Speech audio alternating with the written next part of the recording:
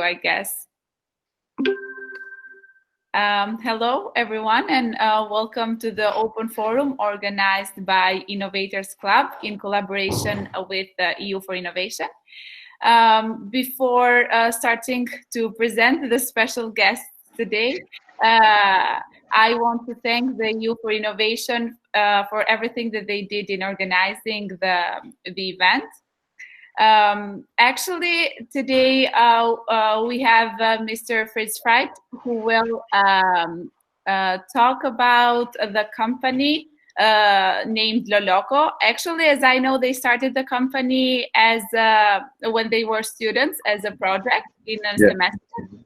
And that's what they will explain today to us, how to begin your own business as a student and how to turn this situation in an opportunity for us. So without losing any more time, I invite to start presenting. Okay, so I guess the stage is mine now. Is it true? Yes. So okay. I missed the last second. Okay, yeah. Hey everyone. I'm happy that you're all here. I'm very glad.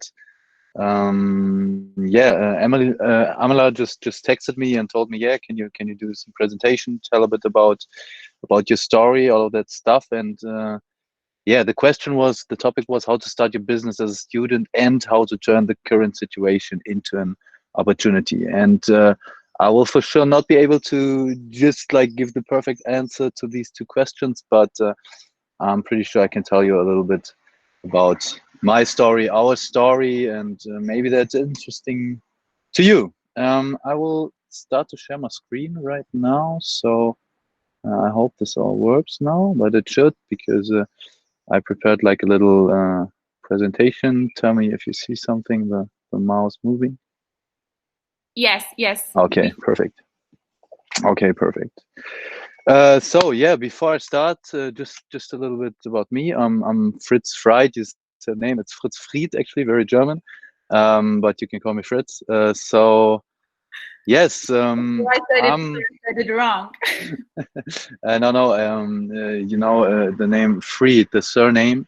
It's actually Fried, not Fried. But whenever I introduce myself to English-speaking people, I say Fried as well. But it has the disadvantage when you type in on Google Fried or Fritz Fried, it always comes up like fried chicken and all that stuff. So, so yeah, it's Fried. Whatever. Yeah, I'm 25 years old. I'm born 95 in Bonn. I don't know if any one of you have ever been to Germany. It's like the ex-capital, a small town, but a very beautiful town. And very nice, but like after school, I really wanted to go out there, and so I moved to Cologne, which is not too far from Bonn, but it's a much bigger, more liveful city.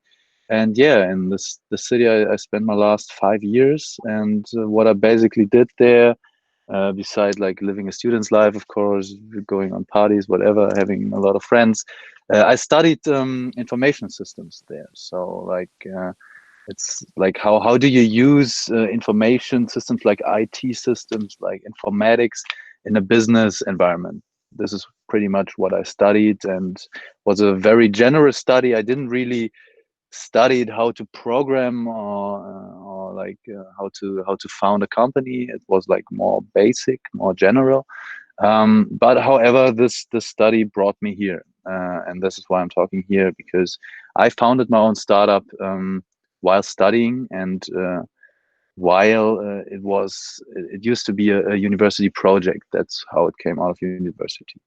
Nearby, I also worked as a freelance web developer. So I always got myself some experiences in several different programming, designing, all of this kind of things, which I also used to work on LOLOCO. However, before I get more further into the story, I want to tell you a little bit about the startup, what LOLOCO does, and yeah, let's just get into it. Like we have a picture here of my co-founder, that's Malte, and you see Malte's parents beside him, and Malte's family, they own like a local shop for sports clothing and sports stuff. But we used to have a lot of these kind of shops in Germany, like small local shops that sell things on the street. I don't know how it's in Albania, but these shops they started to decrease in the last years because we have a lot of online shopping and we have a lot of big chains which are just more competitive. So a lot of small shops are gone by today, and yeah, we identified a problem with these small shops because they cannot use digitalization because it's just too complex for them. Yeah, because they don't really know how to get into it. It's like a big thing for them. They don't know how to handle it. So therefore, they also don't have any digital customer insights. They can't do any personalized digital marketing, and this problem is for 1.5 million shops just in Germany. So we wanted to tackle that problem, and therefore developed a fully digital, universal customer retention and marketing platform for these small local businesses, like really the small one. And how it works, like we implement a digital loyalty system. So as a customer, you can walk in your shop, and whenever you buy something, you can show a QR code and grab some points and get rewards for these points. So just a classic loyalty system, which is nothing new in general, but which is a new thing at the small local shops. And the small local shop owner, he gets a lot of advantages out of it. Like because we have a digital tool that tracks all these transactions, we have customer insights, and the shop owner can do personalized campaigns, can do coupons, he can retain his customers and get new customers over the system. And we also implement social media marketing for them. So it's a very easy one-in-all platform for the small shop owner to digitalize, to do digital marketing. And to get a bit into the vision of this thing, because if you imagine you use LOLOCO not only at one shop or another shop, but at a lot of shops in a neighborhood, we at first can analyze the synergies in the transaction. We can see, okay, customers are wandering from this shop to this shop to this shop, and we can see trends, and we are able to intelligently analyze all of these transaction data, and then say we kind of this way we kind of bring big data to the small local shops. I really love this slide whenever I show it. And this is like the vision we do. We really want to digitalize small local shop owners and give them an easy way to digitalize themselves and have the benefits of all of these digital things. And yeah, what can we do with this data? We can use it to do market prediction. We can give them possibilities for process optimization, and we can give the shop owners operational recommendations, really by utilizing our algorithms. And yeah, we see this whole thing as like the plans of growth for the small local shops that are in hazard right now. But like our vision is that we really want to keep these local shops in our neighborhood, and yeah, because we love our neighborhoods, that's pretty much it. They make our city districts, neighborhoods lively, and they're just very important for us. So yeah, this is pretty much what we do, just in a very short manner. But I don't want to go into that actually too much in detail. I more want to tell you about our story and how we all started this thing. And we started at a whole different point, actually, because we started as a university project. Yeah, this is University of Cologne, Universität zu Köln, quite German. And yeah, for us information system students, there was a course in our studies, which was a central part of our studies, and it's called the Laboratory Course on Development. It was like a 1 semester, very practical course. So we got together in teams of 6 students, like the whole year got in teams of 6 students, and we got connected with companies. Like the university has connection to several companies, like for example some middle-sized software companies, but they also had the connection to Microsoft, like the big good Microsoft. And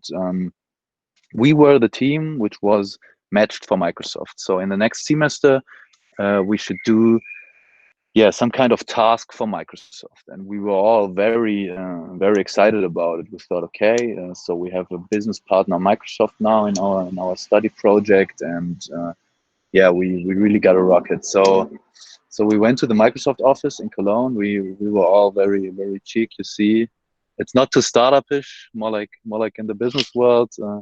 This picture was actually the first day where we met our business partners. It's on top of the Microsoft building in Cologne. So like the first startup, twinkle, twinkle, whatever. A group of 6 students, 5 boys. Unfortunately, there are so many guys in this information system things and so less women. But yeah, it is how it is. So we worked it out. But yeah, we arrived at the Microsoft office, and we got to know this guy. His name was Malte, also another Malte. And he told us, this Microsoft guy, Malte, he told us, yeah, guys, it's all interesting, all cool. To be honest, I don't really have a project for you, like, because we're restructuring at Microsoft right now, and I don't know what to give to you.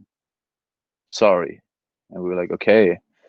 And he was like, yeah, okay, but I got an idea. So I brought my other friend from back in studies. Another guy was sitting there in the room. His name was Sebastian, and we had an idea. It would be amazing to have like a little app with which you can do a digital version of stamp cards. You know, these cards, maybe these stamp cards at your local cafe, like you buy 10 coffees and you get the 11th coffee for free. So maybe you can put this into an app.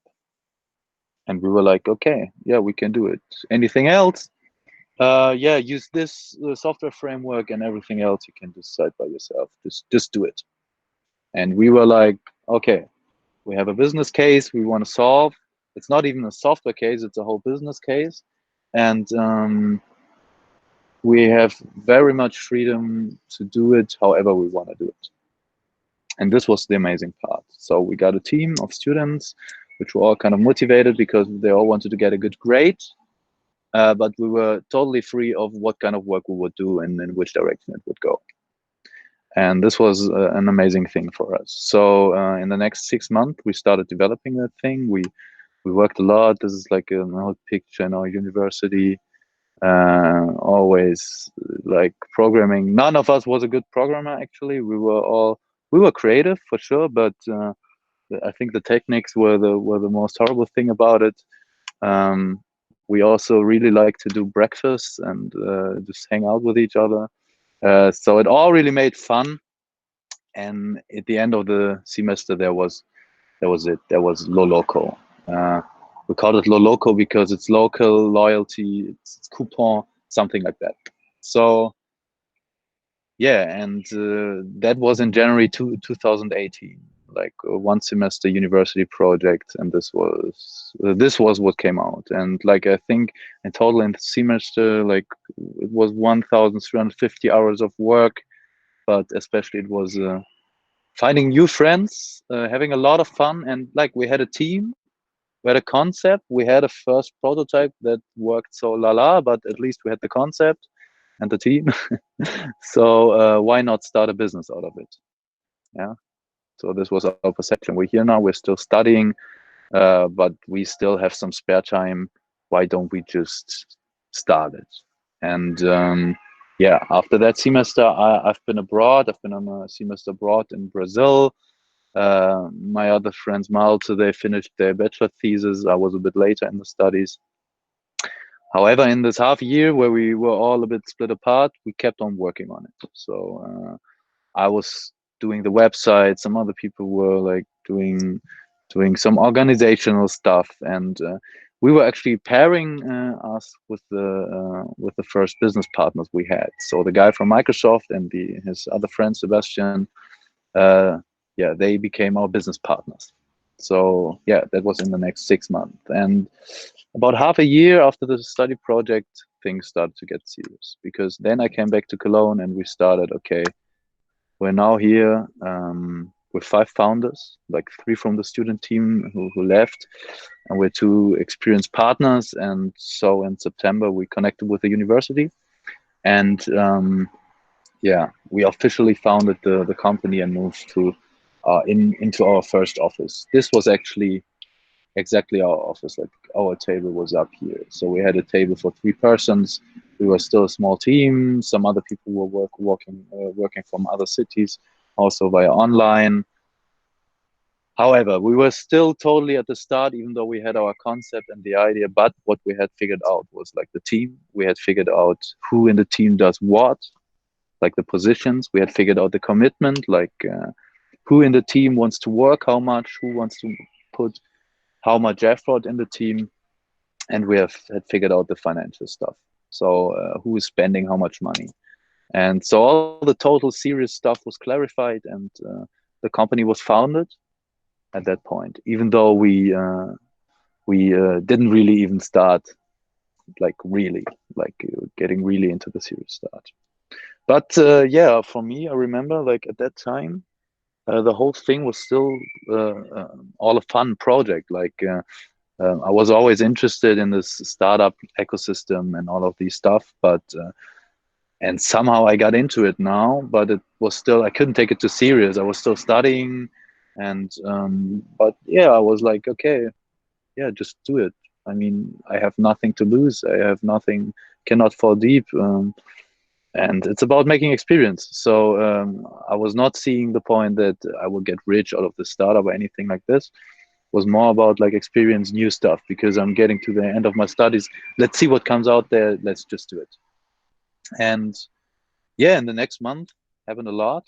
We connected ourselves to several institutions, and we widened our network, and we realized that there are, at least in Germany, that there are a lot of opportunities for support as a startup. So there are a lot of institutions, and we did not know that before, that support you when you found a startup. So there is the university, there is the Chamber of Economy in North Rhine-Westphalia, and one very big thing for us was the Gründerstipendium, and it's a scholarship for young founders, and it was really not hard to get. And in November 2018, we got our grant for it. We just wrote a business plan, had a little pitch, and then we got it. And was really not too hard to get. And on some point, we were like, wow, okay, now we have a funding, and we're funded for 1 year, 3 of us. So three of us get money from the German state, and we can put all of our energy into this project. We don't have to work otherwise to get over the rounds or anything like that. And that was like, wow, okay, how did we get to this point? Yeah, it was well, very good. So again, my mindset was there, just do it. I cannot fall deep, and the whole thing still persisted as a very easy to do thing. So in the next month, we powered, and it became like a full-time job. We kept our way. We developed our team. We started actually our first product pilot. So this is the first time LOLOCO got into a store.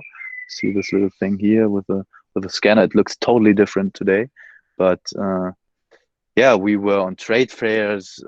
We held speeches in front of many people, and we even have been on state TV. And it all went very fast. And I just, yeah, like on some point, I remember this one moment when we held a speech in front of 500 people. I never have been speaking to so many people at one time.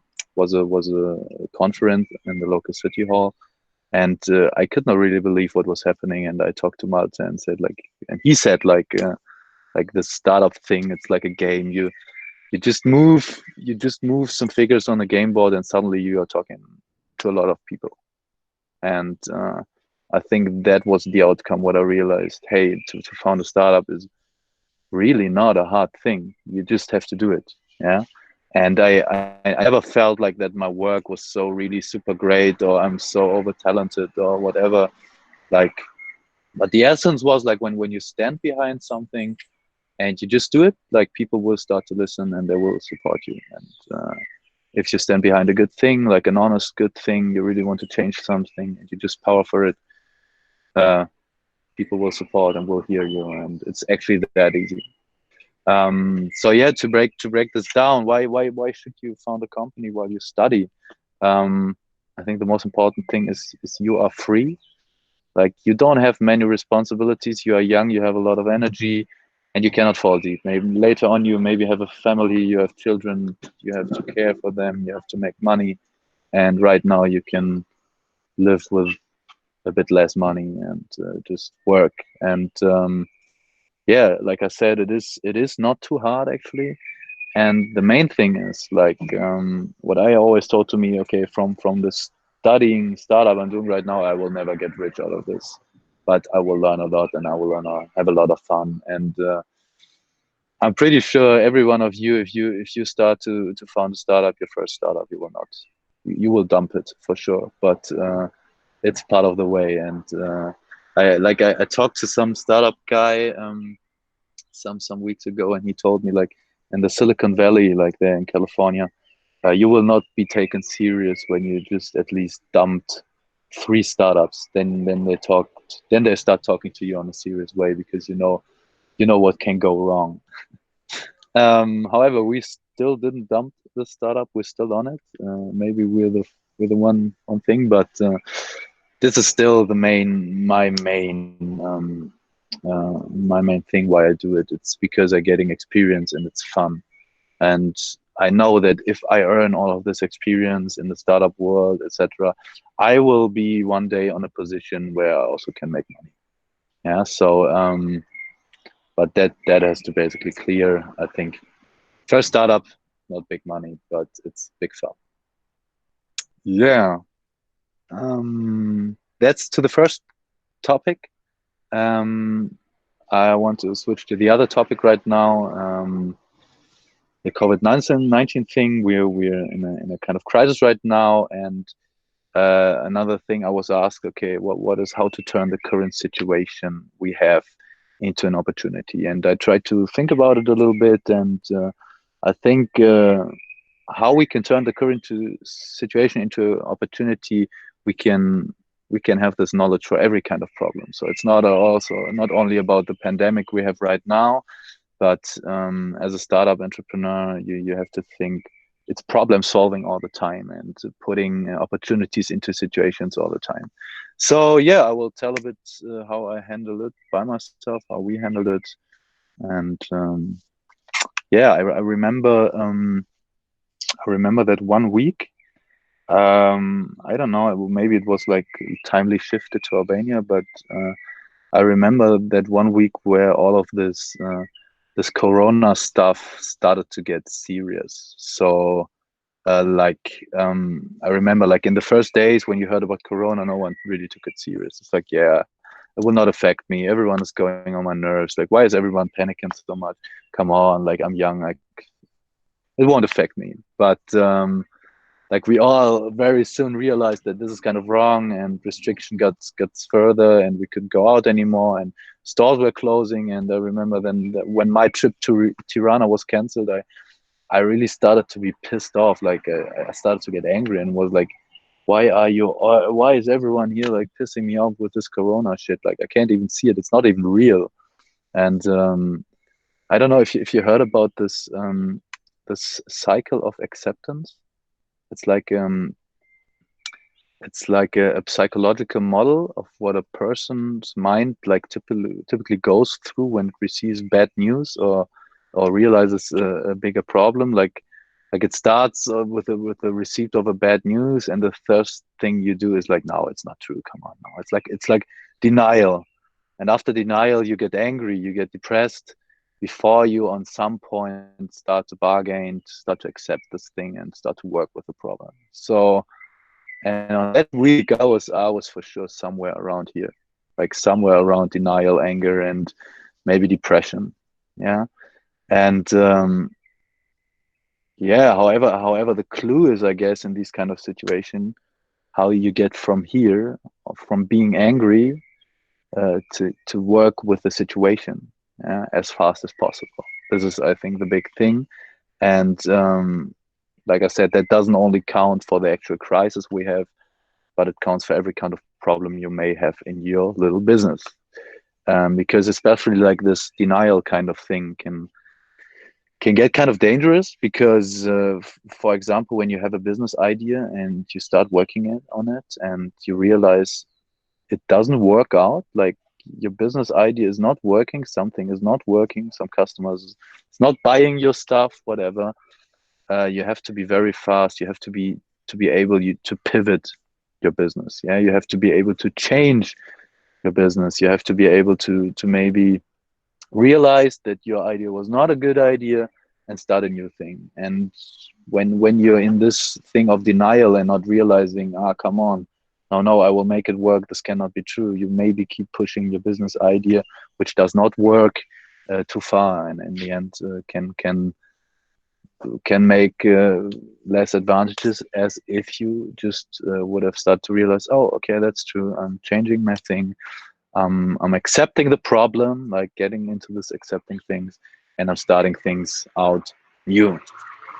Yeah, and this is a big thing, I guess, like not only in this crisis thing, but realizing, okay, you're here now, and not getting depressed about it, but starting to accept it and starting to work about it. So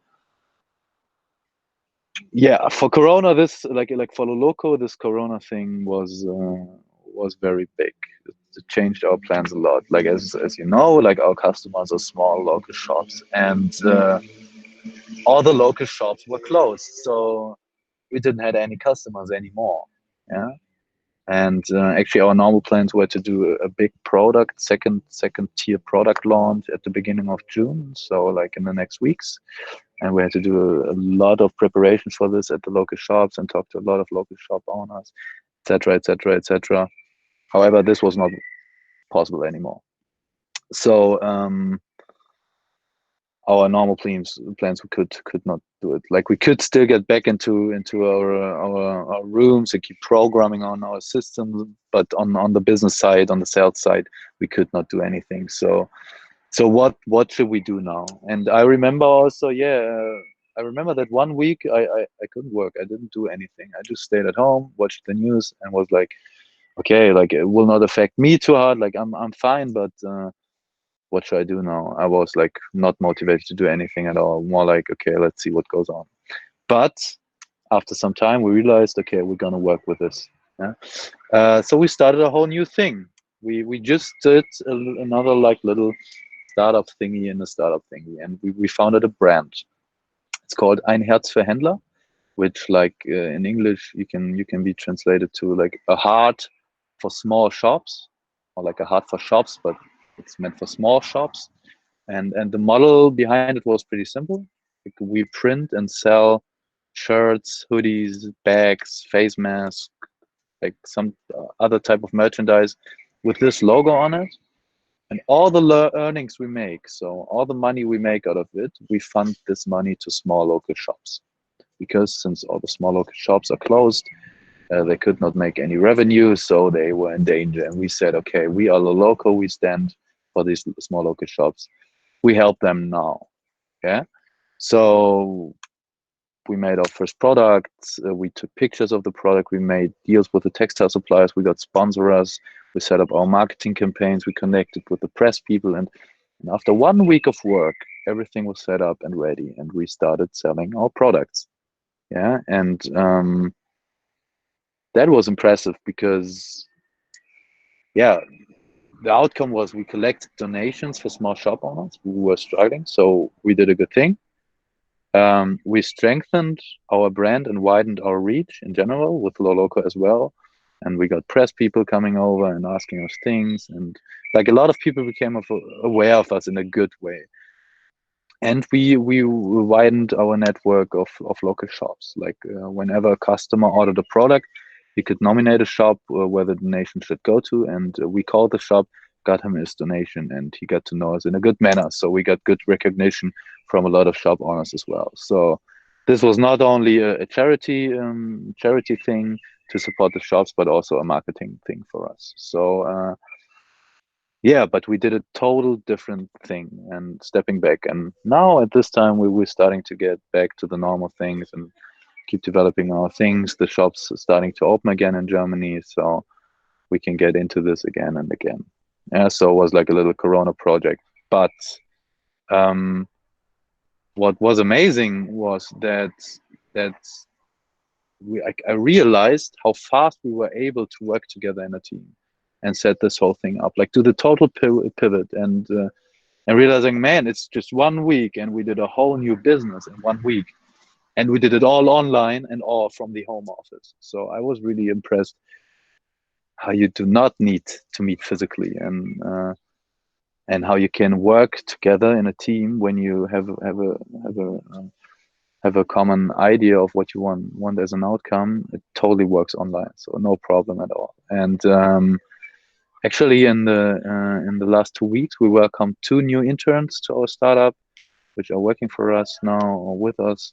And I never met them in person because they're living in other cities, but we're on the video call every day, and it works very well. So this is also, I think, a big opportunity in this kind of stuff, because, like, to sum this up, I see 2 main opportunities, and these are mainly just that mindsets changed over this crisis thing. And one big thing is this acceptance of digitalization. So people finally realize the power and the need for digital connections. And for me, like, I'm a young digital native, and for sure I see the opportunities. But however, for a lot of people that are not from my generation, for example, for a lot of my customers, like the shop owners, which might be some years older than me, and they were always very skeptical about everything digital, and it came, skeptical when it came to digital stuff. And however, I'm very sure these things loosen up, and everyone started to realize these opportunities, which is again good for everyone who offers like digital products, for example. I have a friend of mine, he has a startup. Yeah, this is very true. This is very true. Yeah. I have a friend of mine who owns a startup, and he does peer coaching. So he brings together business people from different companies, whatever, in a group, so they can coach each other in any kind of problem. Yeah, it's Mastermind Movement is the name of it. And he always wanted to shift it online because he was always organizing these meetings offline, but he knew I cannot scale this business when I'm always organizing the meetings. And now it's the perfect thing for him. Like, everything went online, and now he just had to shift his business online, and now he's there where he always wanted to be, just online. And all the people, all his customers, they're accepting it. They're really willing to do it online. And if I imagine my mother in front of a PC doing a video call, that wouldn't have worked a year ago, but now she had to, and she did, and it totally worked. So this acceptance is very, very well for a lot of business cases. And another thing that the crisis showed is that people are willing to help each other. So they are willing to stand together, to show solidarity, to stay home, restraining their whole life, not meeting friends anymore, all of that stuff, just to protect the elderly and weaker people from the virus. So this humankind thing, it is still there, even though we might forget it sometimes. And this also gives me hope for future, and also for sustainable business models that's built on this solidarity idea. So yeah, it's not all bad. It's also good. We have opportunities, and let's use them. So that's it. I'm done with my, I don't know how long I talked, maybe a little bit too long, but I'm open for every question, and let me know, bring your input, let's talk about it. Well, I had a question actually. Okay. Well, since this online thing for us as a university, at least, it is a little bit difficult. So we are managing, but at firstly, when we started with the remote teaching, it was a little bit difficult. How do you manage now? Gathering up the team together and discussing about the company, or other topics?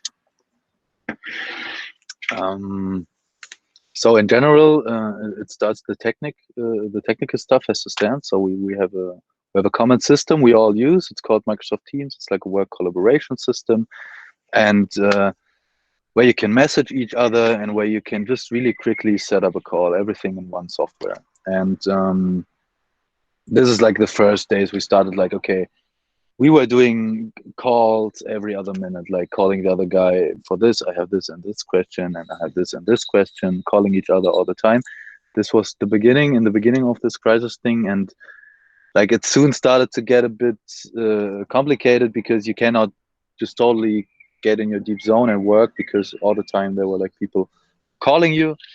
Yeah, so we kind of made up some rituals. So now every morning we're doing kind of a wake-up call together in the team. So right now we're a team of 9 people working on it. So altogether we do a wake-up call.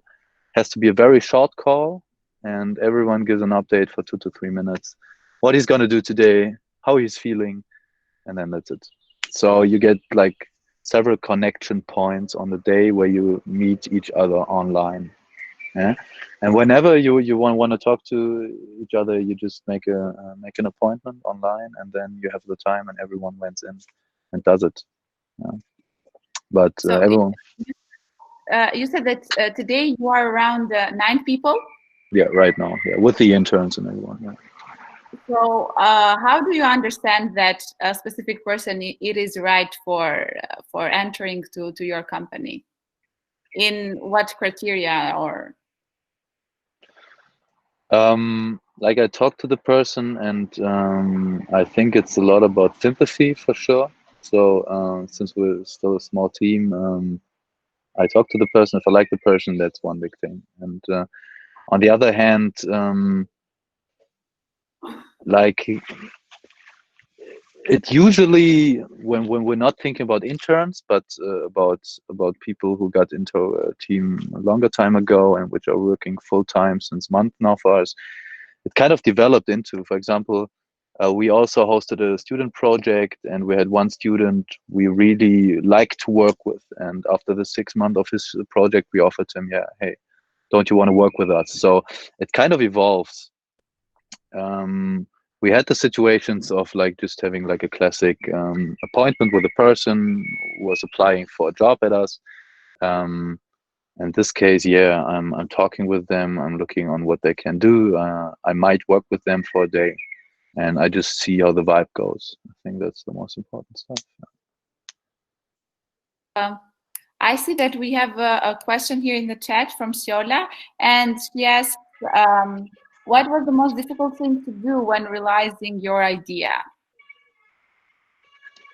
Siola, do you mean like the LOLOCO idea? The most when realizing your idea. Maybe you can ask it. I didn't really get the question. Well, she said yes. Like So when you realized the LOLOCO idea, so what was okay. the most difficult thing to do? I think my first thing, like how I work, is I made a logo. That was the first thing. So to put it all in some kind of picture I can think about, you know, and to build myself like a visual idea on how it could look like in the end. And then I started, yeah, to kind of build it up.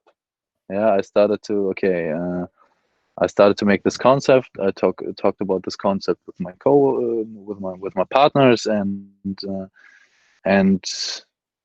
yeah, we started as a team from day one. So was not like that there was this one thing or I had to do everything about it. What was the most difficult thing to do?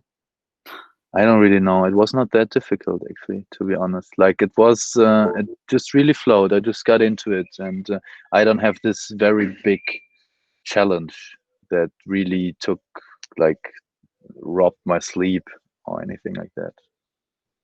Yeah.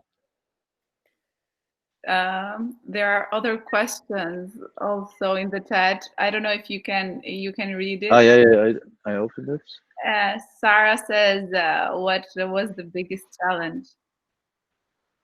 The logo thing, maybe.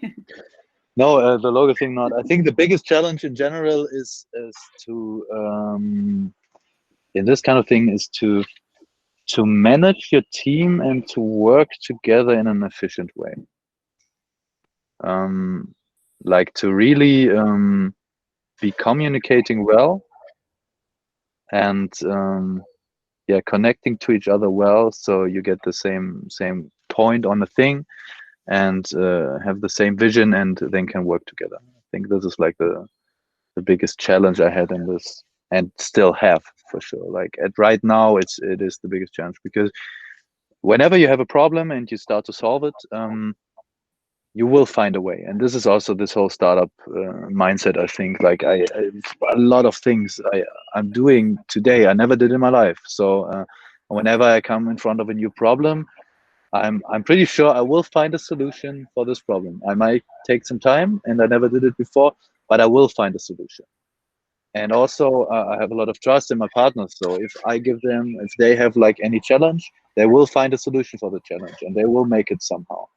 But to communicate and separate the challenges to the right people, this is where it takes a lot of time and a lot of energy, but you have to do it. So, but it's the big challenge, I would say. So another question is about the concerns around coronavirus. So how are you adjusting or digitalizing our business to reach new customers, especially with the budget cuts and developing a proactive approach of cost optimization? How do you allocate budget effectively and new strategies to reach out the customers in these times, in this situation? Okay, it's a very big question. Like in general, I think yeah, very long one, but very interesting one for sure. So like our most proactive approach on cost optimization is to automate the processes we have as best as we can. So if you imagine like when we have our customer as a local shop, so how the product life cycle starts, that we go to the shop. Like the usual one was we walk in the shop, we say, hey, is the owner here? We want to talk a bit about LOLOCO, tell them, however, and maybe the owner was not there, so we come back. So it was a lot with meeting the people in person, going there, having people business, talking to them. It's a fun thing, but it takes a lot of time. And in this Corona time, all this personal interaction stuff is even more complex, more not so well possible. So it gets more into, okay, we make a process of how to approach a customer, and really digitalize this project, and we automate it. So when we have a business owner, he gets a 2 weeks report automated of how the LOLOCO system performs on his business, all of this stuff. So usually we talk to the people, and now we are really making these processes in digital ways. And there's actually a lot of tools you can use. You can totally automate email reportings. You can use Power BI to get data out of a database, put it in nice charts, and send it to your customer. Totally automated, and a lot of these stuffs we do. So it's also a lot of process modeling, like really writing down what your business processes are, brainstorming on, yeah, okay, we can maybe change this and this and this, so we get to the end point and have a more simple process, a faster process, and more automated process. And sorry, yeah. Fritz, just to stop you there. How are you like prioritizing the information, the tools, kind of the other materials that we have to kind of simplify the customer decision making, kind of utilizing these digital channels to reinforce trust and communicate the kind of need to know information about the company around the coronavirus times? For example, this Herzverhändler thing, this was a thing, how we get the trust online, yeah, because we still did a local thing, but we just did it online, and this is what local shop owners trust for. Yeah, so you still have to show your face everywhere. You just do it online, and yeah, support local actions and this kind of stuff. If I got your answer, your question right. Yeah, I think you answered it. Thank you.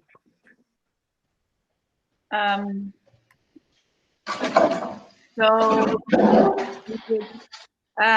Sarah asks, what are you most proud of? Well, that's a good question.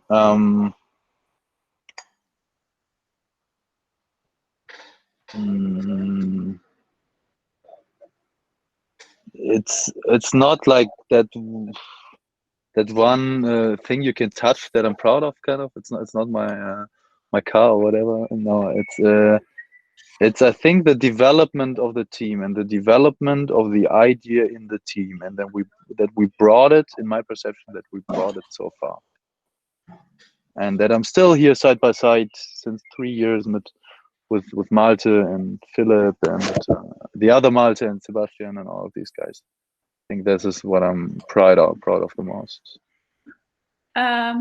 Another question is, what's your weakness? Okay, so I do have a personal weakness, for sure. Like the people business takes me a lot of energy, and sometimes I have times where I just wanna be by myself and work by myself, and this can be a weakness when you have a team and are in a position where you have to organize the team, and I can get kind of angry when everyone's trying to talk to me, but I just want to be on my laptop in my room and do my programming or whatever. This is maybe my personal weakness, but at least I have some other people in my team like Malte who's really good at managing the people every time. Yeah, this is also very important. Like if you have weakness, it's really no problem. Put more stuff in your strength and have other people that are good in your weaknesses. So like you and your partners make a good match. Sure, that's the best advice that you could ever give. I guess. We have other questions. What was your marketing strategy to enter in the market and to gain the trust in the market? This is a very interesting and complex question. What we do right now is we connect a lot with local local organizations who are into all of this local shop things, like groups of shop owners, all of this stuff. So we involve a lot at local with these local people who are involved in everything that's connected to local shops, all of this stuff. So we do a lot of people business in local. That's how we gain trust. However, we will have to switch this. We will have to shift this because otherwise our business will not be possible forever, because we cannot scale up our business, and it only makes sense. LOLOCO will only be a profitable company if we would scale it up, let's say like to get 500 businesses or even more. Then we maybe at some point will be profitable. I think it has to be a lot of more in the future as well. And at that point, you cannot have 1,000 people in every city and talk to everyone and gain the trust. So this is also one big challenge for us, to shift this trust thing. And yeah, like these kind of social online things like Herz für Händler or all of these are things that we're doing that. But what is also very important for us is that we can say, okay, that we can go to the shop owner and say, yeah, this shop in your neighborhood and this shop, they're testing it as well. Do you want to test it? And to maybe go into neighborhoods and go to many shop owners at the same time, let them test LOLOCO, and if they like LOLOCO, let them all board on LOLOCO. So we also have these network effects to gain trust of customers. Well, Another question is from Sanya. What motivates you? What motivates me? I think that in this situation, we need extra motivation. Yeah, like that was for sure. Like I said, I had this 1 week where when I realized, okay, this Corona thing is real, I have to adopt it. But yeah, and in that week, I remember I had no motivation to do anything at all. I just wanted to stay at home and see what happened, but I didn't want to act in any way. But what motivates me? I mean, I'm a person who likes to learn new things, and this is my motivation. I think I want to build up something that has some kind of value, and it's not binded to any specific thing. And as long as I'm doing something that brings me closer to this, I'm kind of productive. Yeah. And it doesn't mean that I'm only productive if I reach my business goals today and don't know, like manage everything I planned for today. But if I, for example, did something other stuff, I got distracted by something, but by something that was fun to me, and I learned something. And even if it was like I don't know, grabbing a skateboard and going skating on the street and getting a trick a little bit better, or maybe like fixing my bicycle and finding out, oh, this was easy, I can fix my bicycle, like these kind of small things, then it's always productive. It doesn't have to be like the classic work thing. I always have to be good on every day. I think that's the point that motivates me. I want to learn new things every day, pretty much. So yeah. another question. There are a lot of questions here. Yeah, nice. What did you all do when you had disagreement with the team? Like everyone had different opinions or ideas for a specific situation, I guess. This actually happens when you work in a team. How did you stick it to stay all in the same page? I think we had different roles, and we knew we are good in different things. So, and I think in that way we trusted each other in their expertise.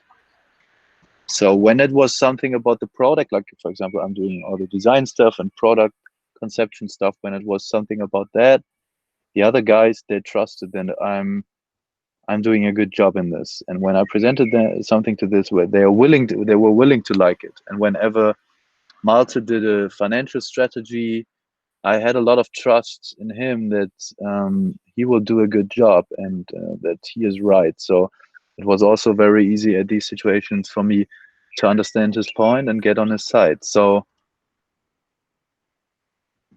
it might get more difficult when you have 2 or 3 persons working on the same thing, on the exact same thing, and have different opinions.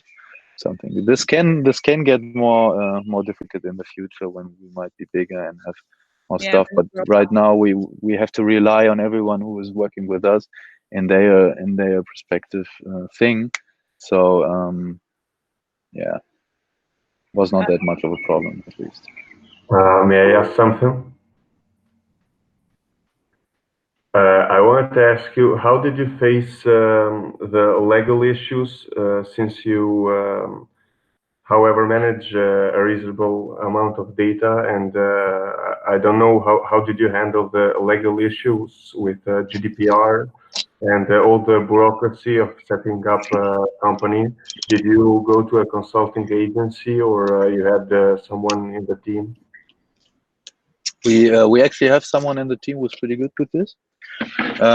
But also we talked to lawyers, and we knew this like from the day one, the GDPR thing was already there. So we knew we have to be very careful with that and really exact how we work in this, because otherwise it can really be very very complicated in the future to change our systems and all of that stuff.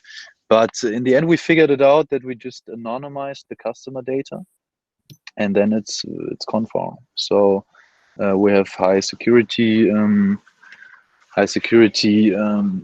gauges, and it's we figured out a way where it's like the customer is anonymous, but still we can give the relevant data, which is not connectable to the individual customer. Yeah, I agree. This was the main part how we did it. Yeah. Okay, I'm sorry, I have just another question, if I may. Yeah. I was wondering, since a startup really needs a lot of work in promoting the business and finding new clients, I want to know, how did you manage to balance this part, so finding new clients and promoting your business, and actually getting work done? Yeah, this is also a very tough one, because for me, for example, I'm doing social media and I'm doing programming. So, and that one thing is like a social thing, and that other thing is like you get into your little hole and just keep programming. So and to stay in balance there, I didn't really manage to perfectly do it right now, like until now. And I think in this kind of stuff, it's also good to have other people who are good in their strength to do that. Yeah. Which one do you prioritize, the work done or the promotion? It depends on the day, but I like more the work done. Oh, okay.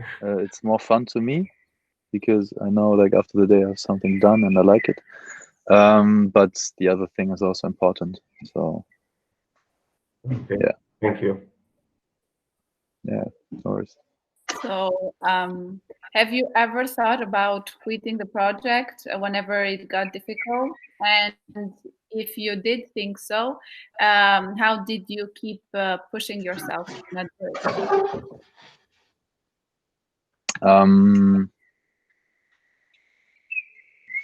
I like, if there would be a reason maybe that I will quit the project, like I by myself, I would not quit the project, because it's a team. They will continue it. I'm pretty sure about it, even though if I would go out. But would be maybe the case that I want to do something totally new. That I'm at that point, okay, I rocked the startup game. I'm good here, and I learned everything. You never learned everything, but I want to do something new. This might be a reason. And these were also the moments maybe where I got maybe a little bit demotivated, were the points where I wanted to maybe something different, something new. And I think most of this time, like I was always sure, okay, just wait a bit, keep doing it. There will come something new in this project, and it always happened. Because this is like the interesting part about the startup thing. It never gets boring, because you always have to do something new and have new challenges. And so until now, I just had to wait a bit, keep pushing it, and then the new thing came, and I was totally into it again. Sometimes it's a bit like waves. You're not the super motivated, super perfect entrepreneur all the time, for sure, but you will get to back to that point at some point. Another question from a student is, I want to start a business, but I have no money. How can I open it? Actually, I think like until today, I maybe invested a few €100 into LOLOCO, not more. Like,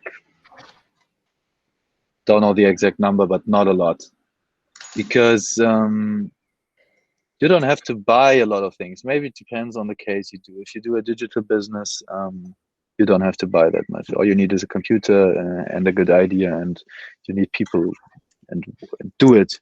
Yeah. When you make a product, maybe you have to invest money. But in this case, find someone who has money and work together with them, and talk to them and make them like your idea, and they will go into it, and they will spend money on it. It doesn't have to be like the big VC thing, but there are a lot of people who, like, also a lot of like older, like the stereotype, like an old man who has worked all of his life and he wants to do another project, but he doesn't know how to do it because he has no connection. How should I start? And then they're like, someone young comes and brings some new spirit in. This is, for example, what happened to my friend. He's a young guy, and he paired with a 60 years old rich guy, and so it's pretty perfect. A pretty perfect combination in this kind of thing. So, hi, Jack. You're right. I was just wondering how rich was the guy. I was just really. I don't know. I don't know the numbers. He drives a Tesla Model S. Are we talking like Bentley? Or are we talking like what? No. We're talking Tesla Model S. I think it's a nice car. I was allowed to drive it. It's really cool. That was maybe that I remember saying that was that one moment that I want to be rich in my life someday when I drove this car. But afterwards, doesn't matter anymore. Yeah, I'm just trying to get a Punto. Yeah, it's nice. You will get the Bentley if you're pushing. Let's continue. What could be a piece of advice you would give to university students in terms of becoming entrepreneurial and make a difference?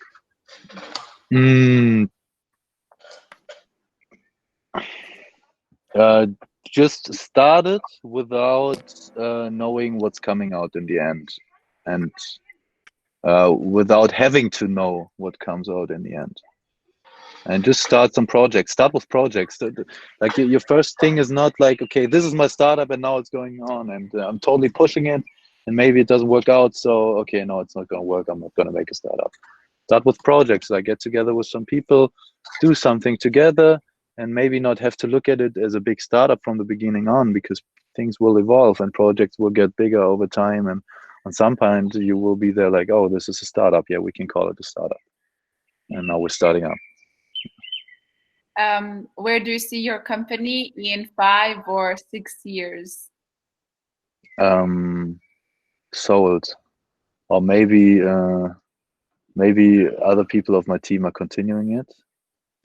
But in 5 to 6 years, I think I will be out of it and do something new. Maybe I see myself then traveling in a bus around the world or something. Oh, that wasn't expected. So well, yeah, just to make this sure, like I don't see this as a life project. So and I think this you don't have to, because I want to push this project until I don't want to do it anymore. And while doing it, I want to create as much value as I can.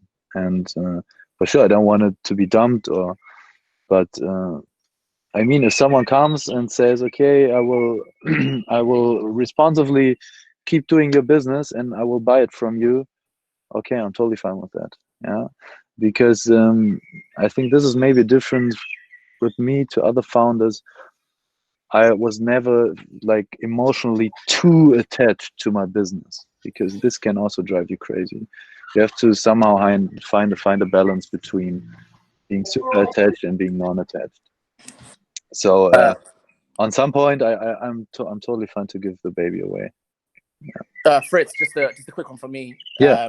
How are you kind of looking into your building plans, budgets? How are you preparing for the best and worst case scenarios for your business? Kind of looking at the short-term reactions that are happening right now for COVID, how they're affecting your long-term plans, and also how do I get my hair like you? It's really nice. So about the hair thing, just do it, just let it grow. Actually, you will not regret it. I wonder what product you use. I'm just curious. So I'm going to Joe's question first. Yeah, of course. So yeah, the best and worst case. It's hard to plan. It's very, very hard to plan, and you do business like you do Excel sheets, and in the end, it's all different. However, you have to do it to, for example, get money grants, or when you work with people, all of this kind of stuff. Coming from like a small establishment, kind of where did you draw your insights from when you were creating these plans? Did you go to like third parties and ask for kind of insights and best practices there, or did you kind of make up scenario planning by yourself? I Google a lot, and I connect with people who did it before, and I just ask them. That's the good thing about this whole university startup ecosystem you're in right now. Also, like in Cologne, it's amazing because whenever you have a question, they will lead you to the right people, and you can ask them. And it's most of the time it's totally free. Yeah, So, I love this. I love this uni, man. Thank you so much. I really like this uni. So We're and so it also privileged. it's built up by the students as well. Like what I'm saying, Yeah, it's for not sure, just for like that. There's the uni and everyone will answer you, but it's also like you're in the startup ecosystem and you're organizing stuff by yourself. So the whole thing grows with the startups, with the startup people, with the university people. Yeah. So now that's all done. What about the hair? Because are you argan oil, like coconut oil? Like, what are we talking? Because no, actually, we're talking almost no products. I think I wash it every 2 to 3 days, and then I just brush it, you know. And it's not perfectly washed today, so I could open up. It goes like until here. You exfoliate the scalp, or like, what are we talking? Huh? Anything special? Any exfoliate in the scalp? No, Like, nothing special. None of that. Just growing, and like every other month, you have to cut the ends of the hair. Yeah. It doesn't split apart. I mean, like, it's a shame about the split ends and stuff. Yeah, but in this case, yeah, I don't know. Not of Albanian guys have long hair, I guess. Do they? Let's say that it's not a trend here. Yeah. I started growing 4 years ago, and I maybe never go back, but I'll see. Yeah. We have other questions. Okay. What are some of the mistakes you wish you could have avoided?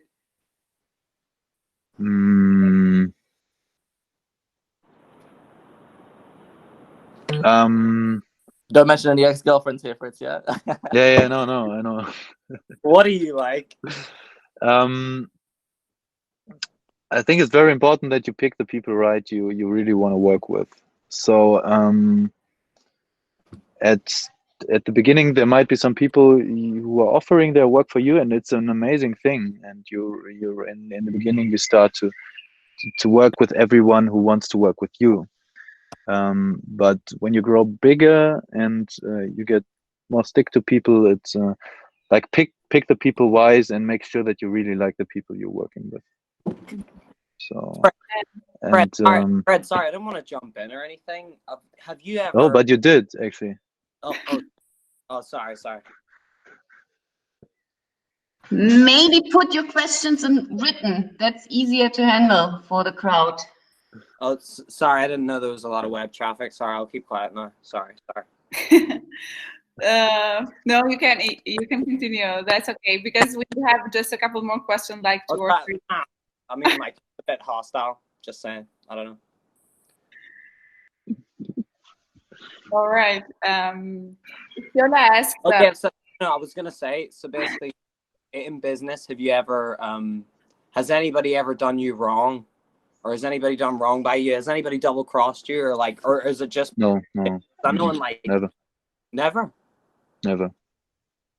That's one thing I'm worried about. That's I'm totally not worried about it, because I never have the perception. Like, I think I have a good sense of people, but if you are good to people, they will be good to you. Never happened to me in general in life at all. Never had the feeling that someone crossed me. So like, short changing, like no. Oh, fair enough. Plans for the future. Yeah, plans for the future. Like, I have. Supposing holidays will be out of the question. Yeah. Holidays. I'm really keen for holidays, but I think it's not there this year. Very hard. I really want to do this thing we planned in June. Our plan was to make a big rollout in a neighborhood here in Cologne. Nice. Which will be one of our first really paid rollouts, where all the business owners pay money for it, and it's a real proof of concept for the real paid product. So it's not like we're going to businesses and we're doing discounts, because we're still testing in the testing balloon and pilot and all of that stuff. It's like, hey, Mr. Business Owner, we have a product here. It helps you. It gives you value. This is the price. And when they pay the price, the whole business pays out. So that was planned to start in June. Now we're planning September. And I really want to make this work out. And this will take my time until the end of the year for sure. Even longer, I guess. I guess this is one of the last questions. Yeah. How have you looked at building plans to prepare for the best, like worst case scenarios for COVID-19? Plans for the next 60 and 90 days, and really focusing on how your short-term reactions may affect long-term plans for the company. How have you looked at scenario planning? Oh, sorry, I already asked that. Jack, are you one of the co-founders of this company, or like?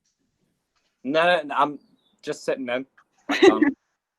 I mean, like, I have a lot. I don't know when to stop talking, but like, I mean, yeah, fair play. I mean, sorry, I thought you were one of the founders with Fritz. All credit to Fritz. It's like he's just owning this one. I gotta give it to him. Okay, guys. So I guess it was the last question. There are no questions anymore, I guess. And or do you have, Jack? Do you have another question?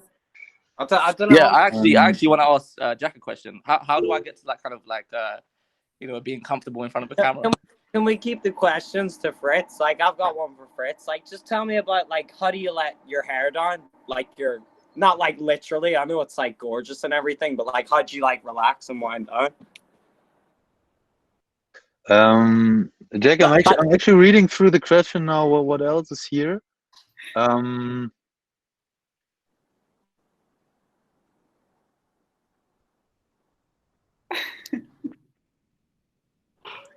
There are comments about Jack.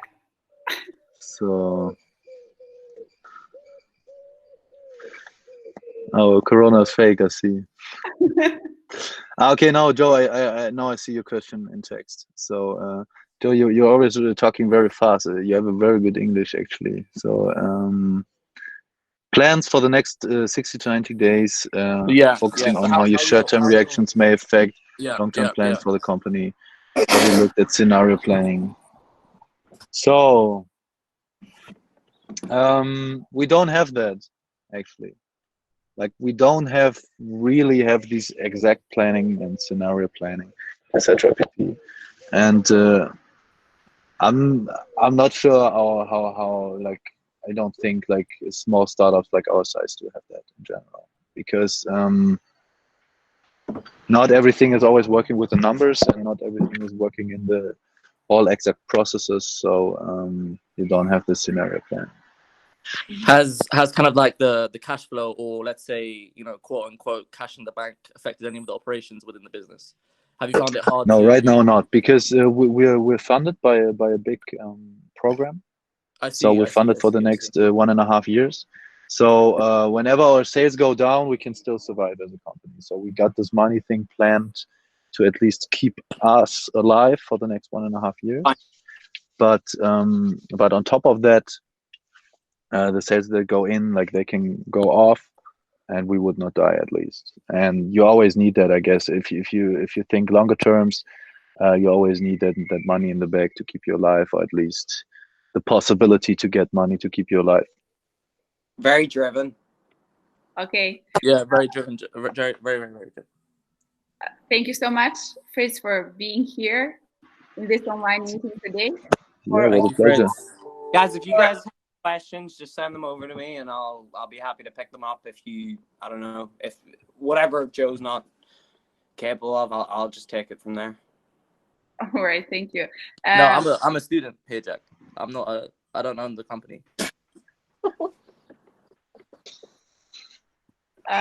Fritz, once again, thank you, and thank you for your advices and for explaining us your success with LOLOCO. And thank you all for participating and attending the meeting. Yes, also, a big thank you is for EU for Innovation, as I said at the beginning. and hope to see you in our university one day. I For hope too. I live hope too. content. Sarah will figure it out how we're gonna make it.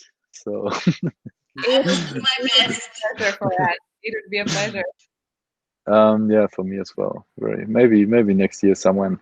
I don't know. I have no idea. Maybe very soon. I really need a holiday. Well, Good. thanks And I again. think I heard a lot of amazing stuff about Albania. Actually,